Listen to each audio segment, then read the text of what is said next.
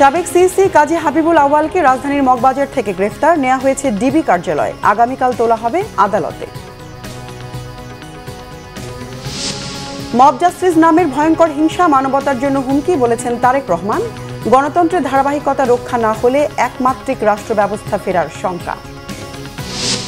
জুলাই সনদ তৈরিতে রাজনৈতিক দলগুলোকে ছাড় দেওয়ার আহ্বান আলী রিয়াজের। সিইসির সাথে জামাতের বৈঠক, আগে স্থানীয় সরকার নির্বাচন দাবি। আদালতের রায় ও ইসির গেজেট অবজ্ঞা করে সংবিধান লঙ্ঘন করেছে স্থানীয় সরকার মন্ত্রণালয়। অভিযোগ ইশরাক হোসেনের। আসিফ মাহমুদকে জাতির কাছে ক্ষমা চাওয়ার আহ্বান। দেখছিলেন ক্রাউন সিমেন্ট সংবাদ শিরোনাম। এবার বিস্তারিত সংবাদ। সাবেক প্রধান নির্বাচন কমিশনার কাজী হাবিবুল আউয়ালকে গ্রেফতার করা হয়েছে। বারবার অবস্থান পরিবর্তন করায় তাকে গ্রেফতারে বেশ বেগ পেতে হয়েছে বলে জানিয়েছে ডিবি।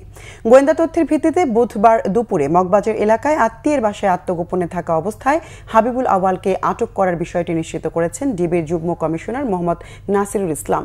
নির্বাচনের ফল পরিবর্তন ও প্রশাসনকে প্রভাবিত করার অভিযোগে শেরেবাংলা নগর থানায় গত রবিবার বিএনপির করা মামলায় তাকে গ্রেফতার দেখানো হয়েছে বলে জানান ডিবির এই কর্মকর্তা। তবে মামলার তদন্ত কর্মকর্তা পরবর্তী প্রক্রিয়া সম্পন্নের পর আগামীকাল হাবিবুল আউয়ালকে কোর্টে তোলা হতে পারে বলে জানান। 2024 সালে দ্বাদশ জাতীয় সংসদ নির্বাচনে প্রধান নির্বাচন কমিশনার হিসেবে দায়িত্ব পালন করেন কাজী হাবিবুল আউয়াল।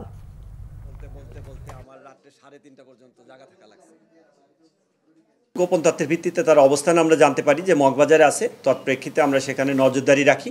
নজরদারির এক পর্যায়ে আমরা যখন জানতে পারি তার অবস্থান সম্পর্কে নিশ্চিত হই, তখনই সেখান থেকে আমরা তাকে আমাদের হেফাজতে নিই। কাউকে গ্রেপ্তার পরবর্তী কিছু ইনিশিয়াল ম্যানেজমেন্ট থাকে, যে ম্যানেজমেন্টগুলোর মধ্যে তার মেডিকেল চেক আপ করা, আদার্স অন্য যে বিষয়গুলো থাকে, কিছু ডেটাবেজের কার্যক্রম থাকে, সেই কার্যক্রমগুলো যদি আমরা সমাপ্ত করতে পারি, তদন্তকারী কর্মকর্তা যদি মনে করে যে আজকে দিতে পারবে, তাহলে সেক্ষেত্রে হয়তো সেই ধরনের সিদ্ধান্ত আসতে পারে, না হলে আগামীকাল যাবে। মব জাস্টিস নামের এক ভয়ঙ্কর হিংসা মানবতার জন্য হুমকি হয়ে দাঁড়িয়েছে বলে জানিয়েছেন বিএনপির ভারপ্রাপ্ত চেয়ারপারসন তারেক রহমান। গণতন্ত্রের ধারাবাহিকতা রক্ষা না করা হলে আবারও একমাত্রিক রাষ্ট্র ব্যবস্থা ফিরে আসতে পারে বলে শঙ্কা তার। 26 জুন জাতিসংঘ আন্তর্জাতিক নির্যাতন বিরোধী দিবস উপলক্ষে এক বিবৃতিতে বিএনপির ভারপ্রাপ্ত চেয়ারম্যান এসব কথা বলেন। গণমাধ্যমে পাঠানো বিবৃতিতে তারেক রহমান দাবি করেন, আওয়ামী লীগ ক্ষমতায় থাকা অবস্থায় বাংলাদেশ এক ভয়ঙ্কর সর্বগ্রাসী রাষ্ট্রে পরিণত হয়েছিল। মত প্রকাশের স্বাধীনতা, ন্যায় বিচার কিংবা গণতান্ত্রিক চর্চা সবই ছিল নিয়ন্ত্রিত। তারেক রহমান বলেন, দ্বিতীয় বিশ্বযুদ্ধের পর বিভিন্ন উপনিবেশ স্বাধীনতা পেলেও বিশ্বজুড়ে হিংসা সংঘাত থামেনি, বরং রক্তপাত আর হানাহানি বহু দেশে মানুষের জীবনকে বিপন্ন করে তোলে। স্বৈরশাসকরা বিরোধীদের কণ্ঠরোধ করতে নানাভাবে নির্যাতন চালাচ্ছে। অনেক জায়গায় নাগরিকদের নিরাপত্তা চরম হুমকির মুখে। গণতন্ত্রই মানুষের অধিকার রক্ষার একমাত্র ভিত্তি উল্লেখ করে আজও এই সমাজ ব্যবস্থার ভিত দৃঢ়ভাবে গড়ে ওঠেনি বলে তারেক রহমান মনে করেন। গণমাধ্যমে পাঠানো এই বিবৃতিতে সই করেছেন বিএনপি সিনিয়র যুগ্ম মহাসচিব রুহুল কবির রিজভী। জাতীয় স্বার্থে রাজনৈতিক দলগুলোকে ছাড় দেওয়ার আহ্বান জানিয়ে জাতীয় ঐক্যমত্য কমিশনের সহসভাপতি অধ্যাপক আলী রিয়াজ বলেছেন, সবাই ঐক্যবদ্ধ থাকলে জুলাই মাসের মধ্যেই জুলাই সনদ ঘোষণা করতে চায় কমিশন। বুধবার ফরেন সার্ভিস একাডেমিতে জাতীয় ঐক্যমত্য কমিশনের দ্বিতীয় ধাপের ষষ্ঠ বৈঠকে স্বাগত বক্তব্যে এসব কথা বলেন তিনি। দুদিন বিরতির পর রাজধানীর ফরেন সার্ভিস একাডেমিতে সকাল 11টায় বৈঠক শুরু হয়। এর আগে দ্বিতীয় পর্বের 5 দিনে রাজনৈতিক দলগুলোর সঙ্গে কমিশনের আলোচনার বেশিরভাগ ক্ষেত্রে ঐক্যমত্যে পৌঁছতে পারেনি। এই পর্বে ঐক্যমত্য প্রতিষ্ঠার লক্ষ্যে দলগুলোর সঙ্গে ধাপে ধাপে মোট 20টি বিষয় নিয়ে আলোচনা করবে কমিশন। আজ আলোচ্য সূচিতে রয়েছে সংবিধান ও রাষ্ট্রের মূলনীতি, জাতীয় সাংবিধানিক কাউন্সিল, দ্বিকক্ষ বিশিষ্ট পার্লামেন্ট, রাষ্ট্রপতি নির্বাচন ও নারী প্রতিনিধিত্ব।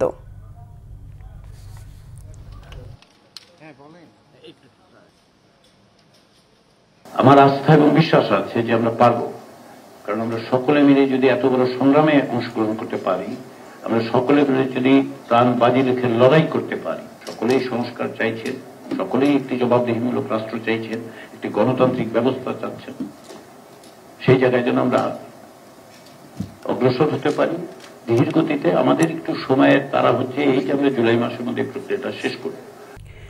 নির্বাচন কমিশন জামাত ইসলামী নিবন্ধন ফিরিয়ে দেওয়ার মাধ্যমে আগামী দিনে নির্বাচন করতে আর কোনো বাধা থাকলো না বলে জানিয়েছেন দলটির সহকারী সেক্রেটারি জেনারেল হামিদুর রহমান আজাদ। বুধবার প্রধান নির্বাচন কমিশনের সাথে বৈঠক শেষে তিনি বলেন, নির্বাচনের লেভেল প্লেইং ফিল্ড নিশ্চিতে নির্বাচন কমিশনকে ভূমিকা রাখতে হবে। আর সংসদে আনুপাতিক হারে প্রতিনিধিত্বের কথাও জানান তারা। অন্তর্বর্তীকালীন সরকারের অধীনে স্থানীয় নির্বাচন চায় জানিয়ে জামাত ইসলামী জানায়, নির্বাচিত সরকারের অধীনে স্থানীয় নির্বাচন হলে জনমতের প্রতিফলন হয় না। ভোট নিরপেক্ষও হয় না। জাতীয় নির্বাচনের আগে স্থানীয় সরকার নির্বাচনের দাবি জানায় দলটি। সিইসির সাথে সকাল 11টায় নির্বাচন কমিশন ভবনে বৈঠকে জামাতের সহকারী সেক্রেটারি জেনারেল হামিদুর রহমান আজাদের নেতৃত্বে 3 সদস্যের প্রতিনিধি দল অংশ নেন। লোকাল গভর্নমেন্ট যদি ইলেকশন যদি দলীয় সরকারের অধীনে হয়, দলীয় প্রার্থীদেরকে চেয়ারম্যান মেম্বার বানানোর জন্য, মেয়র বানানোর জন্য গভর্নমেন্ট টোটাল ইনস্টলমেন্টকে কাজে লাগিয়ে ভোটকে ইলেকশনকে প্রভাবিত করে দলীয় প্রার্থীকে জিতিয়ে আনে। সেই কারণে আমরা বলেছি এটা যদি নিরপেক্ষ নির্দলীয় সরকারের অধীনে হয় এটা ফেয়ার হবে, গ্রহণযোগ্য হবে। পোস্টাল ভোটার, অনলাইন ভোটার পদ্ধতি যেগুলো আছে, এই কমিশন এবং এই সরকার যেন যথাযথ উদ্যোগ নেয়। প্লাস্টিকের ব্যবহার পরিবেশ ধ্বংসের পাশাপাশি জীববৈচিত্র্যকে হুমকির মুখে ফেলেছে এমন মন্তব্য করে প্রধান উপদেষ্টা ডক্টর মোহাম্মদ ইউনূস বলেছেন, এটা শুধু উদ্বেগজনক নয়, ভয়ঙ্কর। রাজধানীর চিনমৈত্রী সম্মেলন কেন্দ্রে পরিবেশ দিবসের অনুষ্ঠানে তিনি বলেন, নদী, বন, জঙ্গল ও জীববৈচিত্র্য ধ্বংস করে নেয়া উন্নয়নের ধারণা সম্পূর্ণ পাল্টে দিতে হবে। ওয়ান টাইম প্লাস্টিক পণ্য বর্জন করতে দেশবাসীর প্রতি আহ্বানও জানান প্রধান উপদেষ্টা। পরিবেশ রক্ষার ক্ষেত্রে ভূমিকা রাখায় এবার 31টি প্রতিষ্ঠান ও ব্যক্তিকে জাতীয় পুরস্কার দেওয়া হয়। প্রধান উপদেষ্টা মনে করেন, প্লাস্টিক দূষণ কমাতে হলে এর ব্যবহার কমানোর পাশাপাশি উৎপাদন বন্ধের প্রয়োজন। জানান, সরকার কয়েকটি গুরুত্বপূর্ণ নদী দখল, দূষণমুক্ত করার পদক্ষেপ নিয়েছে। তিনি আশা করেন, নতুন প্রজন্ম ঢাকা মহানগরীকে দূষণমুক্ত এবং পূর্বাচলকে বন হিসেবে দেখতে পারবে। তিনি জানান, জীববৈচিত্র্য রক্ষায় তরুণ প্রজন্মই সবচাইতে শক্তিশালী ও সৃজনশীল। অর্থনৈতিক লাভের জন্য পরিবেশের ক্ষতি করা থেকে বিরত থাকতে আহ্বান জানান প্রধান উপদেষ্টা।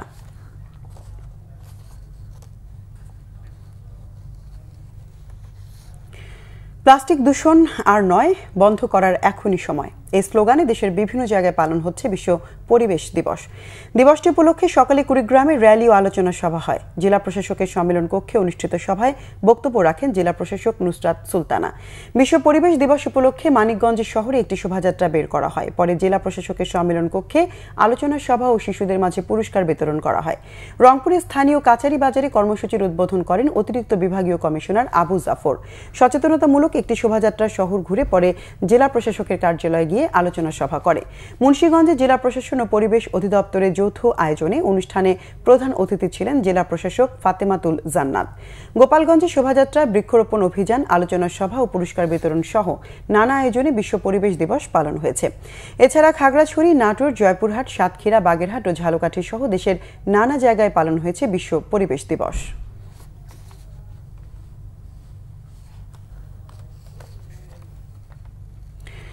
কুষ্টিয়ার অলিগলিতে উন্মুক্ত ড্রেনেজ, সুয়ারেজ ও গার্বেজের কারণে দূষিত হচ্ছে পরিবেশ, বাড়ছে রোগবালাই। এ নিয়ে একাধিক প্রকল্প হাতে নেওয়া হলেও এতে কোনো ইতিবাচক প্রভাব পড়েনি বলে অভিযোগ পৌরবাসীর। কুষ্টিয়া থেকে হাসান আলীর তথ্য ছবিতে ডেস্ক রিপোর্ট। উন্মুক্ত বর্জ্য ব্যবস্থাপনার কারণে দূষিত হচ্ছে কুষ্টিয়া পৌরসভার চারদিক। আশপাশের নোংরা পানি ও দুর্গন্ধে চরম বিপাকে স্থানীয় বাসিন্দা ও পথচারীরা। ছড়িয়ে পড়েছে নানা রকম রোগবালাই। গন্ধ লাগে, আর সার বৃষ্টি হলে পরে এমনি যাওয়াই যায় না, হাঁটু সমান কাদা হয়ে যায়। নোংরাতে পরিবেশে খুব নষ্ট করছে, আমরা ভাত পানি খাইতে পারি না। যত যেখানে সেখানে রাস্তার উপর ফেলে রাখে, লোক চলাচলের সমস্যা, দুর্গন্ধ, আবার আগুন জ্বালায় দিনের বেলা, ধুমাতে আশেপাশে অন্ধকার হয়ে যায়। আশেপাশে যে আবাসিক এলাকাগুলো আছে তাদের তো মানুষজনের সমস্যা হয়। এদিকে মেডিকেলের সব বর্জ্য উন্মুক্ত অবস্থায় ফেলে রাখায় পরিবেশের মারাত্মক ক্ষতি হয়েছে। বিশেষজ্ঞরা ধারণা করছে যে ক্যান্সার, স্কিন ক্যান্সার বা অন্যান্য ক্যান্সার যেগুলো হয়েছে সেগুলো অ্যাকচুয়ালি দেখা যাচ্ছে মেডিকেল বর্জ্য দ্বারাই বেশি সরাইছে। শহরের বর্জ্য ব্যবস্থাপনার সম্ভাব্য সমাধানের কথা জানালেন এই পরিকল্পনাবিদ। মাসে হয়তো 50 টাকা বা 100 টাকা দেওয়া লাগে। এটার বিনিময়ে আমরা প্রত্যেক নাগরিকের বাড়ির থেকে ভ্যানের মাধ্যমে আমরা বর্জ্যটা কালেক্ট করি। খুবই দুঃখজনক, অনেকেই এখনও এই ভ্যান সার্ভিসের আওতায় আসেননি। তো যারা আসেননি তারা হয়তো আশপাশের ড্রেনে বা পরিবেশে তার বর্জ্যটা ফেলছেন, যেটা আমাদের পৌরসভার পক্ষ থেকে পরিবেশকে রক্ষা করার জন্য যে আমরা কাজ করে যাচ্ছি সেটা বাস্তবায়নের পক্ষে একটা বড় অন্তরায়। জরুরি ভিত্তিতে ডাম্পিং ইয়ার্ডে অন্তত একটি বাউন্ডারি দেয়াল দিয়ে কিছুটা প্রতিকার হতে পারে বলে জানিয়ে কুষ্টিয়া পৌর কর্তৃপক্ষ বরাবর চিঠি দেওয়া হয়েছে বলে জানান পরিবেশ কর্মকর্তা। বিধিমালা 2008, মেডিকেল বর্জ্য বিধিমালা 2008 অনুযায়ী কিংবা কঠিন বর্জ্য বিধিমালা 2021 অনুযায়ী যদি আপনারা ব্যবস্থাপনা না করেন, তার মানে আপনারা পচনশীলটা একটা ড্রামে এবং অপচনশীল একটা ড্রামে করে আমরা যদি সিটি কর্পোরেশন বা পৌরসভাতে দিই, তাহলে কিন্তু আমরা এই দূষণ থেকে মুক্তি পাবো এবং শুধু এই দূষণ থেকে মুক্তি পাবো নিজেরাই সুস্থ থাকব। আশ্বাস নয়, কার্যকর পদক্ষেপ চায় পৌরবাসী। Banglavision news desk. শ্রম ও কর্মসংস্থান মন্ত্রণালয়ের উপদেষ্টা অবসরপ্রাপ্ত brigadier general doctor M Shawkat Hossain জানিয়েছেন, 5 আগস্টের পরে যেসব তৈরি পোশাক কারখানা বন্ধ হয়েছে তা আগে থেকেই বন্ধ ছিল। সাফারে বাংলাদেশ লোক প্রশাসন প্রশিক্ষণ কেন্দ্রের সামরিক বাহিনীর এক সেমিনারে যোগ দিয়ে তিনি সাংবাদিকদের একথা বলেন। শওকত হোসেন বলেন, বন্ধ হয়ে যাওয়া কারখানাগুলোর মালিকরা ব্যাংক থেকে টাকা নিলেও শ্রমিকদের বেতন পরিশোধ করেনি। এছাড়া ব্যাংকের ঋণ পরিশোধ না করে বিদেশে অবস্থান করছেন অনেক মালিক। তিনি বলেন, প্রায় 300 কোটি টাকা ঋণ খেলাপি থাকায় নতুন করে টাকা দিচ্ছে না ব্যাংক। এতে বন্ধ রয়েছে প্রতিষ্ঠানগুলো।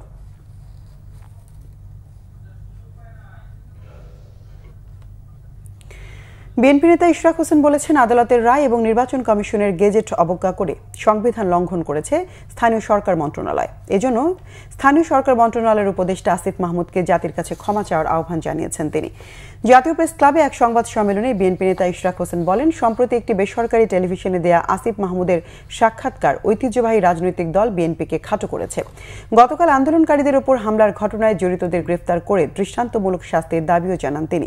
ইশরাক হোসেন আরও বলেন, সিটি কর্পোরেশন এবং ঢাকায় নতুন প্রতিষ্ঠিত একটি রাজনৈতিক দলের প্রভাব এবং আধিপত্য বিস্তারের জন্যই তাকে মেয়র হিসেবে শপথের আয়োজন করেনি স্থানীয় সরকার মন্ত্রণালয়। এই আন্দোলন মেয়র হবার জন্য নয়, বরং আইনের শাসন প্রতিষ্ঠার লড়াইয়ের অংশ হিসেবে এটি করা হয়েছে বলে জানান ইশরাক হোসেন।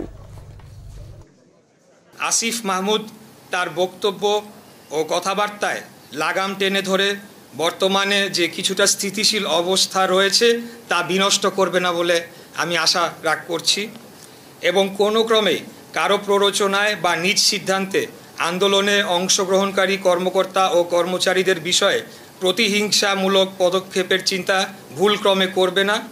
এটি একটা সতর্কবাণী হিসাবে আমি দিচ্ছি। এর কোনো ব্যত্যয় হলে ঢাকা নগরবাসী মেনে নেবে না এবং পুনরায় আন্দোলন শুরু হলে তার নগর ভবনের গণ্ডি পেরিয়ে রাজপথে গড়াবে, সেটি করা উচিত হবে।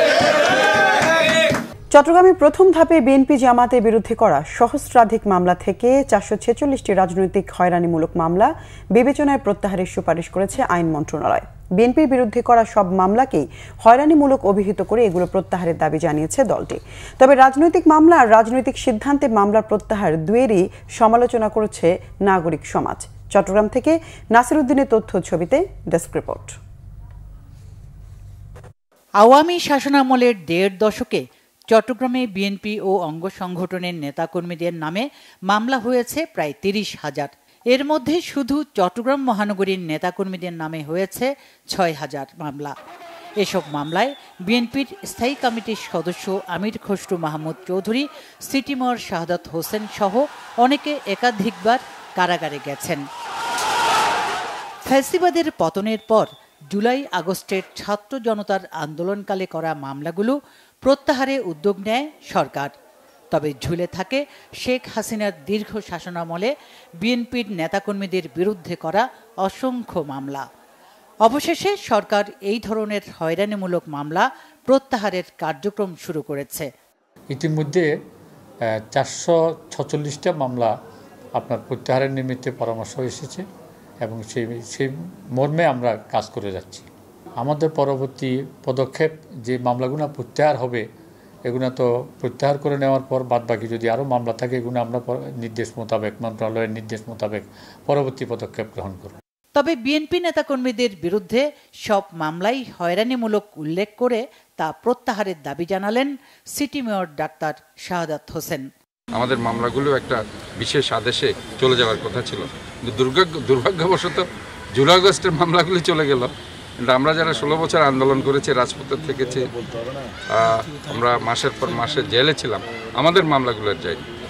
আমি মনে করি এটা আমাদের জন্য একটা আসলে বৈষম্য। রাজনৈতিকভাবে মামলা করা আর তা ক্ষমতার বলে প্রত্যাহার, এই দুয়েরই সমালোচনা করলেন নাগরিক সমাজের প্রতিনিধিরা। সিস্টেমের কোনো পরিবর্তন হয় নাই, চেহারার বদল হয়েছে। চাঁদাবাজি, ঘুষ, দুর্নীতি, অনিয়ম, মামলা দায়ের, মামলা প্রত্যাহার এবং নতুন করে আরও অনুষঙ্গ যুক্ত হওয়া ছাড়া চুল পরিমাণ পরিবর্তন হয় নাই, বরং মানুষের, নাগরিকদের হয়রানি ভোগান্তি বেড়েছে। শুধু রাজনৈতিক মামলাই নয়, সাধারণ মানুষের কারো নামে মামলা থাকলে সেইগুলো বিবেচনায় নেয়ার দাবিও নাগরিক সমাজের। Bangla vision news desk. Chittagong মহানগরের চান্দগাঁওয়ে ছাত্র জনতার আন্দোলনে গুলিবর্ষণে এক দোকান কর্মী নিহতের ঘটনায় কারাবন্দী সাবেক ৩ সংসদ সদস্য সহ আওয়ামী লীগের ১০ নেতাকে গ্রেফতার দেখানোর নির্দেশ দিয়েছেন আদালত। পুলিশের আবেদনের উপর শুনানি শেষে বুধবার এই আদেশ দেন চট্টগ্রাম মহানগর হাকিম মোহাম্মদ মুস্তফা। ছাত্র জনতার আন্দোলনের সময় গত বছরের ৩ আগস্ট মহানগরীর চান্দগাঁও থানার বহদ্দারহাটে আওয়ামী লীগ, ছাত্রলীগ ও পুলিশের সাথে ছাত্র জনতার সংঘর্ষে গুলিবিদ্ধ হয়ে নিহত হন দোকান কর্মচারী মোহাম্মদ শহীদুল ইসলাম শহীদ। এই ঘটনায় 15 আগস্ট তার ভাই মহানগরীর চান্দগাঁও থানায় মামলা করেন। তদন্তে ঘটনার সঙ্গে এই 10 জনের সম্পৃক্ততা ও আন্দোলন দমাতে অর্থায়নের তথ্য পাওয়ার তাদের জিজ্ঞাসাবাদের স্বার্থে গ্রেফতার দেখানোর আবেদন করে পুলিশ। তারা হলেন সাবেক সংসদ সদস্য ABM ফজলে করিম চৌধুরী, MA লতিফ ও আবু রেজা মোহাম্মদ নিজামুদ্দিন নদভি। চট্টগ্রাম সিটি কর্পোরেশনের সাবেক কাউন্সিলর সলিমুল্লাহ বাচ্চু ও রেখা আলম চৌধুরী, আওয়ামী লীগ নেতা আবুল বশর, মোহাম্মদ ইমরান ও তার স্ত্রী জিনাত সোহানা চৌধুরী ও আকবর আলী। চট্টগ্রাম কাস্টম হাউসে কলম বিরতি পালন অব্যাহত রেখেছেন শুল্ক কর্মকর্তা কর্মচারীরা। জাতীয় রাজস্ব বোর্ডের চেয়ারম্যান মোহাম্মদ আব্দুর রহমানকে অপসারণ, কর্মকর্তাদের হয়রানি ও অধ্যাদেশ বাতিলের দাবিতে সারা দেশের মতো চট্টগ্রামেও দুপুর 12টা থেকে বিকেল 5টা পর্যন্ত এই কর্মসূচি চলে। রাজস্ব কর্মকর্তাদের কলম বিরতির কারণে দিনের একটি বড় সময় আমদানি পণ্যের শুল্কায়ন, চালান ছাড়করণ ও পরীক্ষণ সহ কোনো কাজই হয়নি। ফলে চট্টগ্রাম বন্দর থেকে পণ্য ডেলিভারি পরিবহন ব্যাহত হওয়ার পাশাপাশি বন্দর থেকে পণ্য খালাস বিঘ্নিত হচ্ছে। দাবি মেনে নেওয়া না হলে আগামী শনিবার থেকে লাগাতার কলম বিরতির হুঁশিয়ারিও দিয়েছেন রাজস্ব কর্মকর্তারা। নীলফামারীতে অরক্ষিত রেল ক্রসিং পারাপারের সময় ট্রেনের নিচে কাটা পড়ে নিহত হয়েছেন মোটর সাইকেলের 2 আরোহী। প্রত্যক্ষদর্শীরা জানায়, বুধবার সকাল 6:30টার দিকে সদর উপজেলার জ্ঞানদাস কানাইকাটা এলাকায় একটি মোটর সাইকেল রেল ক্রসিং পার হবার সময় চিলাহাটি থেকে ছেড়ে আসা ঢাকাগামী আন্তনগর চিলাহাটি এক্সপ্রেস ট্রেনের নিচে চাপা পড়ে। ঘটনাস্থল থেকে 2টি মরদেহ উদ্ধার করে রেলওয়ে থানা পুলিশ। এই নিয়ে সৈয়দপুর রেলওয়ে থানায় একটি মামলাও হয়েছে। নিহতরা হলেন সদর উপজেলার কালটু রায়ের ছেলে সন্তোষ ও সেলটু রায়ের ছেলে ভবেশ।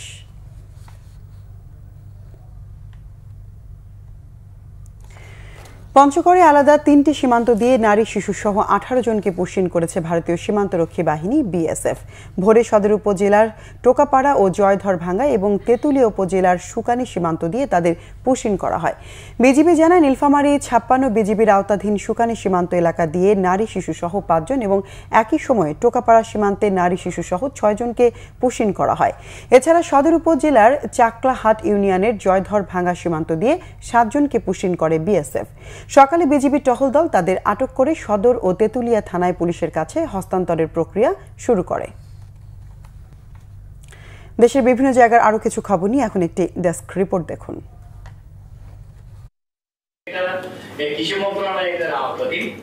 পার্বত্য জেলার পর্যটন শিল্পের সম্ভাবনা, সমস্যা ও করণীয় শীর্ষক সেমিনার হয়েছে খাগড়াছড়িতে। জেলা প্রশাসক ABM ইফতেখারুল ইসলাম খন্দকারের সভাপতিত্বে সেমিনারে বক্তারা খাগড়াছড়ি পর্যটন শিল্পকে কাজে লাগিয়ে কিভাবে পর্যটক বান্ধব নগরী হিসেবে গড়ে তোলা যায় সেসব বিষয় নিয়ে আলোচনা করেন। 3 দিনব্যাপী ফল মেলা শুরু হয়েছে কিশোরগঞ্জে। মেলার উদ্বোধন করেন জেলা প্রশাসক ফৌজিয়া খান। ঝালকাঠিতে জেলা প্রশাসক কার্যালয় চত্বরে 3 দিনব্যাপী ফল মেলার উদ্বোধন করেন জেলা প্রশাসক Ashrafur Rahman. Partner field school Congress সমাবেশ অনুষ্ঠিত হয়েছে জয়পুরহাটে। সদর উপজেলা কৃষি সম্প্রসারণ অধিদপ্তরের আয়োজনে দিনব্যাপী এ সমাবেশ হয়। টাঙ্গাইলে 1623 শিক্ষা প্রতিষ্ঠানে একযোগে বৃক্ষরোপণ কর্মসূচির উদ্বোধন করা হয়েছে। শহরের কোদালিয়া সরকারি প্রাথমিক বিদ্যালয় মাঠে এই কর্মসূচির উদ্বোধন করেন জেলা প্রশাসক শরীফা হক। বগুড়ার ঐতিহ্যবাহী মহাস্থানগড়ে পথশিশু ও ছিন্নমূল মানুষদের নিয়ে এক বিশেষ আপ্যায়ন অনুষ্ঠান হয়েছে। প্রেস ক্লাবের আয়োজনে স্থানীয় একটি হলরুমে পথশিশু ও ছিন্নমূল মানুষদের মাঝে দুপুরের খাবার খাওয়ানো হয়। উপস্থিত ছিলেন শিবগঞ্জ উপজেলা নির্বাহী অফিসার জিয়াউর রহমান, বাংলা ভিশন বগুড়া প্রতিনিধি আব্দুর রহিম বগরা, মহাস্থান প্রেস ক্লাবের সভাপতি আনিসুর রহমান মিটু সহ অনেকে। যমুনার ভাঙন প্রতিরোধের দাবিতে জামালপুরের ইসলামপুরের শিলদহ এলাকায় মানববন্ধন করেছে এলাকাবাসী। এতে বক্তারা সংশ্লিষ্ট কর্তৃপক্ষের কাছে ভাঙন প্রতিরোধে দ্রুত পদক্ষেপ নেওয়ার দাবি জানান। Nazneen Akter, Bangla vision news desk. সংবাদ শেষ করব ক্রাউন সিমেন্ট শিরোনামগুলো আরেকবার জানিয়ে। সাবেক সিসি কাজী হাবিবুল আউয়ালকে রাজধানীর মগবাজার থেকে গ্রেফতার, নেওয়া হয়েছে ডিবি কার্যালয়ে, আগামীকাল তোলা হবে আদালতে। মব জাস্টিস নামের ভয়ঙ্কর হিংসা মানবতার জন্য হুমকি বলেছেন তারেক রহমান। গণতন্ত্রের ধারাবাহিকতা রক্ষা না হলে একমাত্রিক রাষ্ট্র ব্যবস্থা ফেরার শঙ্কা। জুলাই সনদ তৈরিতে রাজনৈতিক দলগুলোকে ছাড় দেওয়ার আহ্বান আলী রিয়াজের, সিইসির সাথে জামাতের বৈঠক, আগে স্থানীয় সরকার নির্বাচন দাবি। আদালতের রায় ও ইসির গেজেট অবজ্ঞা করে সংবিধান লঙ্ঘন করেছে স্থানীয় সরকার মন্ত্রণালয়, অভিযোগ ইশরাক হোসেনের, আসিফ মাহমুদকে জাতির কাছে ক্ষমা চাওয়ার আহ্বান। দর্শক, এ ছিল এখনকার মতো। পরের সংবাদ সন্ধ্যা 7:30টায় দেখার আমন্ত্রণ রইল। এছাড়া বাংলা ভিশন সংবাদ ও সংবাদ সংশ্লিষ্ট অনুষ্ঠান দেখতে ভিজিট করুন www.bvnews24.com ও facebook.com/banglavisionnews এবং সাবস্ক্রাইব করুন youtube.com/banglavisionnews। এতক্ষণ সঙ্গে থাকায় ধন্যবাদ সবাইকে।